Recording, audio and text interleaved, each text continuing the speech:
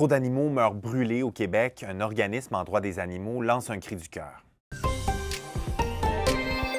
En 10 ans, plus d'un demi-million d'animaux auraient perdu la vie dans des incendies dans la province. Cette année, on parle de plus de 26 000 décès et la région de Chaudière-Appalaches serait la plus touchée selon l'organisme Droit animalier Québec. Parmi les espèces les plus touchées, il y a les poulets, les canards, les cochons, les vaches. Droit animalier Québec demande au gouvernement de légiférer en matière de sécurité incendie les bâtiments qui abritent des animaux, en obligeant par exemple l'installation de détecteurs de fumée et de gicleurs dans les endroits où il est plus susceptible qu'un incendie se déclare. Depuis qu'on a commencé, il y a plus de 200 courriels qui ont été envoyés à différentes personnes dans ces différents ministères. Et au cours des dernières presque 10 années, on a eu peut-être 2 communications en retour. Ça n'a mené à rien du tout. Donc, on n'a pas vraiment le sentiment qu'il y a une volonté vraiment d'agir.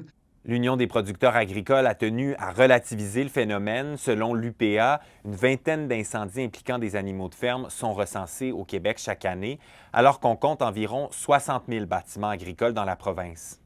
C'est triste, mais ça demeure que l'enjeu ou l'issue n'est pas vraiment là, aussi important que ce que le groupe souhaite faire valoir dans les médias.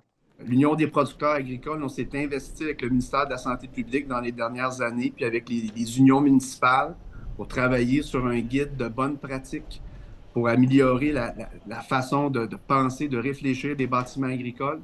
L'UPA rappelle également qu'entre 2 et 3 millions d'animaux sont abattus chaque jour au Canada.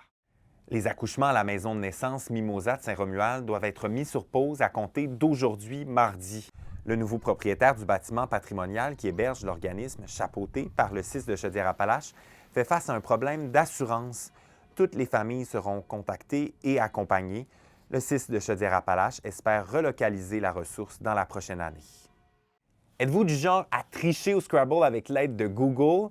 Si c'est le cas, vous n'êtes pas les seuls, puisque la question « Comment tricher au Scrabble » est l'une des requêtes les plus populaires au Québec recensées par Google en 2025.